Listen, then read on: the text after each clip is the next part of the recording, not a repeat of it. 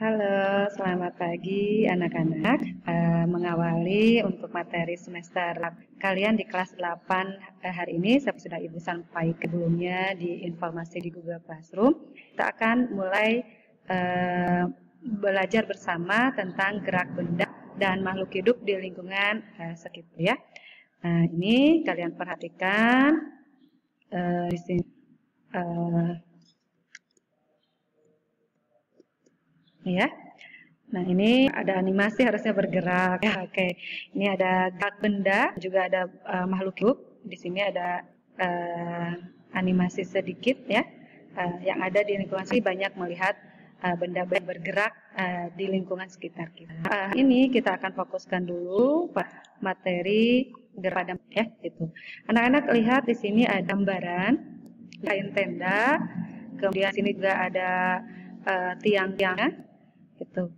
Kemudian kalian perhatikan gambar yang 1, 2, gambar 3 ya. Kalau kalian perhatikan gambar di sini, kira-kira apa yang bisa kalian jelaskan dan apa yang bisa kalian simpulkan? Iya. Ya, ini kita perhatikan ini kain saya tiang yang kokoh seperti ini. Kain ini mungkin tidak akan bisa berdiri ya atau bisa membentuk sesuatu. Nah, ini kayak tenda ini ya mungkin kain udah letak saja seperti ini gitu. Tanpa ada tiang-tiang yang kokoh seperti ini. Nah, maka bentuk tenda seperti ini ya. Nah, itu anak-anak yang ada kaitannya dengan mereka. Nah, kalau terkait dengan tenda, bagaimana nih dengan gambar kita bisa melihat bentuk-bentuknya ya, bentuk-bentuknya, kemudian apa posisinya ya ini. Nah, ini bisa bayangkan ya bagaimana kalau manusia ini kok bisa sih punya bentuk dan wajah tertentu gitu ya. Kita gambar seperti ini. Kemudian gambar teman-teman kalian misalnya seperti ini, seperti itu. Nah, itu tiada lain karena ada sistem gerak pada manusia. Nah, sistem dari tulang, rangka, nah ini tulang, ini kan, kemudian nanti ada sendi, yang mana nih sendi? Nah, ini tulang satu dengan tulang yang lainnya yang dihubungkan oleh yang namanya sendi. Kemudian ada otot, nah ini otot ya, ini atau kita ya, gitu. Bahasa ilmiahnya yaitu otot. Jadi si otot ini tulang-tulang. Jadi ada tulang, tulang satu dihubungkan dengan tulang yang lainnya melalui sendi. Kemudian nanti si otot-otot menembak pada rangka tersebut, pada tulang tersebut. Nah, itulah, ya. Oke. Nah, ini anak-anak kita perhatikan sistem rangka manusia. Jadi rangka itu tiada lain adalah ini ya, kumpulan tulang-tulang yang ada yang nanti membentuk wujud atau bentuk manusia gitu ya, membentuk diri kita lah, bisa kita bayangkan diri kita. Nah, coba kalian perhatikan nih, ada tulang apa saja sih yang menyusun tubuh kita gitu ya. Nah, silakan kalian perhatikan, kalian resapi juga, pahami, kalian sambil berkaca boleh ya, melihat di kepala kita nih ada tulang apa gitu ya. Ini juga iya ada tulang. Kembangan ini juga terdiri dari tulang-tulang, kaki, badan ya. Ini terdiri dari tulang-tulang. Ya, silakan kalian di buku kalian juga ada. Kalian lihat, pahami, kemudian resapi ada tulang apa saja sih penyusun pada tubuh manusia ya. Mulai dari tengkorak sampai ke jari kaki nih, ruas-ruas jari kaki. Oke, nanti ada kuisnya ya. Bagi anak-anak tadi seperti pada tenda ya. Tadi ada apa itu? Tiang-tiang tenda. Nah, tulang-tulang pada manusia juga ini yang nanti akan membentuk rangka. Nah, ini beberapa fungsi rangka. Ini ada memberi bentuk tubuh, ada melindungi organ dalam, tempat menempelnya otot, juga tempat pembentukan sel darah merah.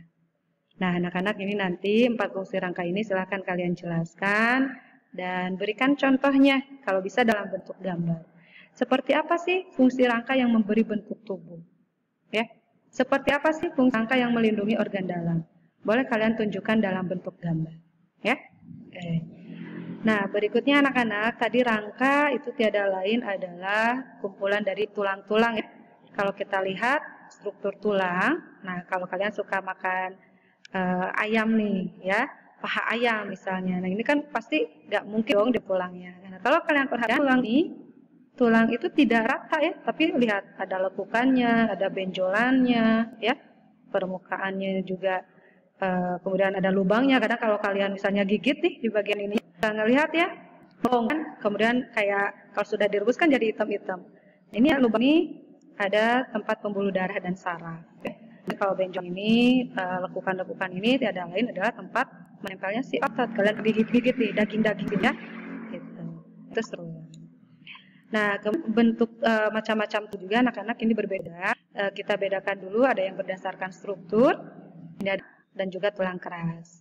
Kalau berdasarkan bentuk, ini ada tulang paha, pendek, tulang pipi, aturan, ya, itu. Jadi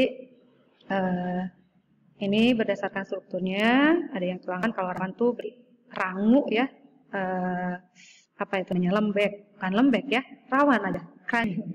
Kemudian ada tulang. Nah kalau bentuknya ini ada yang pipa memanjang, ada yang tulang pendek, tulang pipih, tulang aturan. Silakan kalian nanti bisa dilihat gambarnya. Kemudian ayo diskusikan juga di halaman 27. Nah ini contoh misalnya lihat kalau tulang panjang nih, panjang, ukurannya juga panjang. Kemudian di bagian itu tadi ada abdolan ya, lekukan benjolan itu. Yang pipi ya berarti bentuknya juga pipi, gepeng. Kemudian ada tulang pendek. Nah ini tulang pendek selain ukurannya memang pendek dan dia berbeda dengan tulang panjang. Kalau tulang panjang kan ada benjolannya di ujung-ujungnya ya. Ini kalau tulang pendek tidak ada. Ini ada juga tulang yang beraturan ya. Ini panjang enggak, pendek enggak, pipi enggak gitu ya. Jadi ternyata beraturan. Ini contoh ada pada tulang punggung. Nah, silakan kalian nanti tadi kan di awal sudah ya ada tulang dari tulang tengkorak sampai tulang ruas jari kaki. Kalian tuliskan, kemudian kelompokkan berdasarkan bentuknya. Ya, gitu. Oke, anak-anak kemudian tadi tulang berdasarkan bentuk itu kan ada tulang rawan dan tulang keras ya. Itu. Nah, tapi tulang rawan itu juga bisa menjadi tulang keras. Nah, ini melalui proses perkembangan tulang atau kita sebut dengan osifikasi. Gitu ya. Nah, jadi tulang keras itu berasal dari tulang rawan, itu. Namun tidak semua tulang rawan berubah menjadi tulang keras. Lihat aja contohnya nih tulang hidung, kebayang ya? Tulang hidung kalau misalnya berubah menjadi tulang keras. Ya, gitu. Kemudian cuping telinga nih. Kebayang kalau dia mengeras kayak tulang betis ya. Aduh, ini maha besar Tuhan ya yang sudah maha menciptakan sempurna segala sesuatunya gitu ya. Nah, kita ulangi. Jadi tulang rawan ini berasal diri dari sel-sel tulang rawan yang namanya osteoblast. Nanti osteoblast ini dia akan berubah menjadi sel-sel tulang keras atau osteosit. Nah, mulainya dari sini nih, dari bagian tengah, meluas gitu ya sampai penuh seluruhnya. Kemudian nanti di antara jaringan tulang rawan ini ada pembuluh darah. Ya jelas ya, nanti pembuluh darah ini yang nanti akan membawa nutrisi bagi si tulang. Jadi tulangnya mendapatkan makanan untuk proses penulangan ini ya. Ada mineral tulang dan lain-lain. Kemudian anak-anak, beberapa tulang juga ini mengalami fusi atau penggabungan. Ya. Jadi kalau pas lahir misalnya kita itu ada berapa ratus tulang. Nah, seiring perkembangannya nanti tulang-tulang tersebut ada yang bergabung, ada yang bersatu, tapi tidak semua ya. Jadi beberapa yang mengalami fusi penggabungan. Ya. Jadi katanya kalau kita lahir ada 270 tulang nih. Setelah kita dewasa hanya 206 tulang, kayak gitu ya. Kemana? Bukan hilang, tapi itu karena beberapanya mengalami proses penggabungan. Nah, itu saja anak-anak untuk hari ini. Jadi untuk tugasnya ada pertanyaan yang harus nanti kalian jawab untuk sebagai proses pemahaman materinya. Kemudian juga tadi yang Ibu Dio nih, yang pertama yang menyebut tulang, menuliskan tulang yang ada pada tubuh manusia.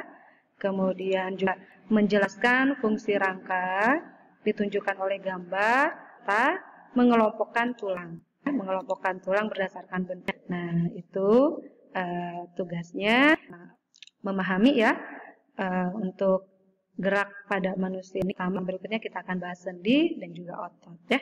Itu saja anak-anak belajar. Kalau ada yang tidak dipahami, boleh langsung menghubungi ibu, tentu dengan kaidah yang jangan ya ada tata caranya tanya ya. Itu anak-anak, terima kasih, sampai jumpa ya.